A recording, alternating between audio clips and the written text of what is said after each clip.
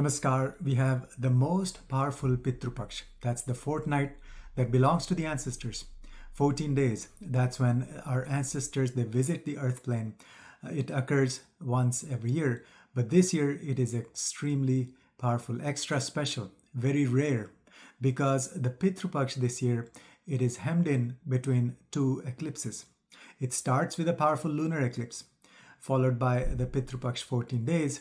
Finally, we have the solar eclipse on Amavasya, the new moon, on September 21st. So in this video, I'll give you all the details, the timing, the dates, and the rituals, the remedies you can do that will benefit not just the entire family, but also generations before and after. So let's get started.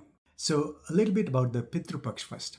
Pitru Paksha is the fortnight that belongs to the ancestors. Pitru means ancestors. Paksha means the 14 days. That's the waning phase, the Krishna Paksha of this particular month. Every year, these are the 14 days we celebrate for ancestors. So what happens during Pitru Paksha?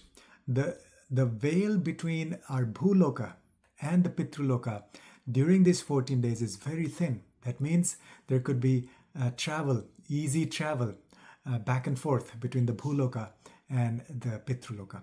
So the doors between our world and the realm of the ancestors, they are wide open and there's a lot of traffic. And so whatever mantra, whatever donation, whatever remedy, whatever ritual we do during this Pitru Paksha, that will get magnified 100 times, 1,000 times, because this particular Pitru Paksha is happening between two eclipses. So it gives us a rare opportunity to uplift the souls of our ancestors like never before. So first of all, the lunar eclipse on September 7th. The exact timing, the exact peak of the eclipse will be on 7th of September. That'll be at 11:08 a.m. Pacific time in the US. In other words, that'll be 2:08 p.m. on the East Coast, and that will be 11:38 p.m. in India, IST. So on 7th of September, 11:38 p.m. is the peak of this lunar eclipse, almost midnight. Okay, so now that's the peak, but the energy, the intensity, we consider the whole of that tithi that builds up to that eclipse. So that lunar day, you can say approximately 20 to 28 hours before that peak timing. That's the energy of the eclipse you can consider. But so what things you can do, you shouldn't do, or good rituals and remedies. First of all, you have to understand the energy, what's going on. This eclipse, it's a lunar eclipse. That means it's a full moon. So the moon will be full. So there's excess of emotions. So take care of your emotions, first of all. Secondly, this eclipse, moon is going to be going through the mouth of Rahu. Rahu is illusion, Maya.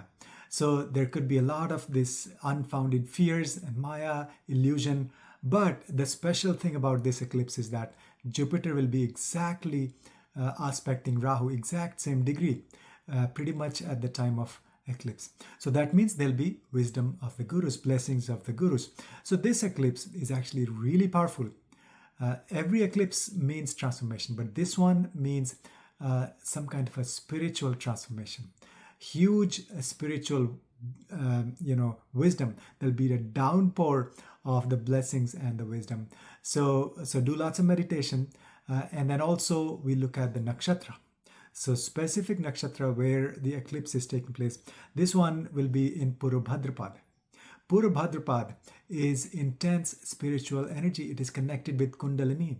The deity is Aj Ekpad, who's the one-legged goat. He is the form of Rudra.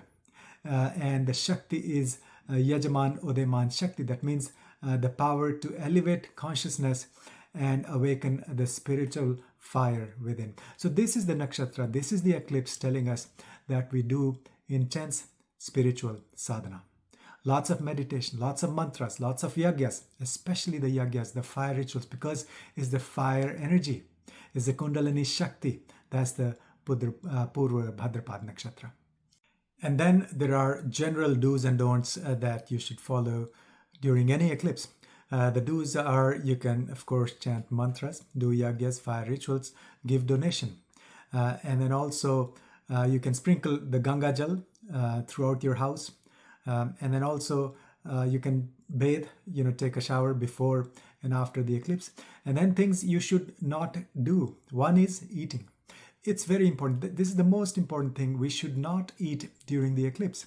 And there is Sutak period also, so which begins several hours before. So if possible, do not eat anything, say maybe 4 to 6 hours before the eclipse. And then after the eclipse, take shower, and then you can eat maybe even 1 hour after the eclipse, if possible. If you have specific situation you cannot, then it's okay. But if you are healthy and you can stay away from food for these many hours, maybe 6 to 8 hours at least, that'll be fantastic. Secondly, do not sleep during the eclipse. Also, they say do not even drink water, because we don't want to use the bathroom during the eclipse either. So no water, no food, at least, or even say at least 1 hour right around the peak time of the eclipse, or at least 4 to 6 hours if you can. So stay awake, because this is the opening of the portals. So you want to utilize this energy, this powerful window, doing your sadhana, spiritual practices, yagya, mantra chanting. And the specific mantra you can, during this eclipse, moon is going to be with Rahu. So you can chant Durga mantras. Om Dum Durgaya Namaha. And, any Durga mantra, Durga Sapshati, Durga Argala Stotra. So all those are going to be very, very powerful. So these are some of the generic do's and don'ts. Then we have the Pitru Paksha. That's the fortnight that belongs to the ancestors. So what things can we do during Pitru Paksha? The exact timing I've given here, and also it's there in the description. So these 14 days, people ask, when I should do the rituals, on which day, on which particular tithi, and what rituals and stuff. So first is, the most common is you can do tarpan. Tarpan, it comes from tripti, satisfaction. So that is a simple ritual that is done with water. And you can use sesame seeds also. There's a simple process for that. So tarpan you can do every single day of the Pitru Paksha. If that's not possible, you can at least do on the tithi, the lunar day when your ancestors passed away. If you do not know that, then at least do on the Saturday.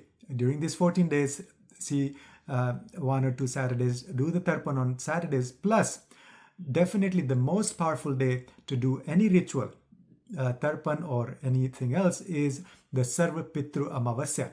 That's the last day, the fortnight, the new moon. And that's the most powerful day throughout the year. It comes once a year when you can honor your ancestors. So there is several things. One is tarpan. Tarpan is the simple ritual with water and possibly sesame seeds. The other one is Shraddha. Shraddha it's normally done by a priest. So Shraddha includes, Pindadan, and then there is Tarpan, and then there is also feeding the Brahmins. Now, so you can do Shraddha, you can invite a priest to do that. But if not possible, then you can do Tarpan yourself. But in any case, you can feed the Brahmins. That means feeding the Pandits, the priests.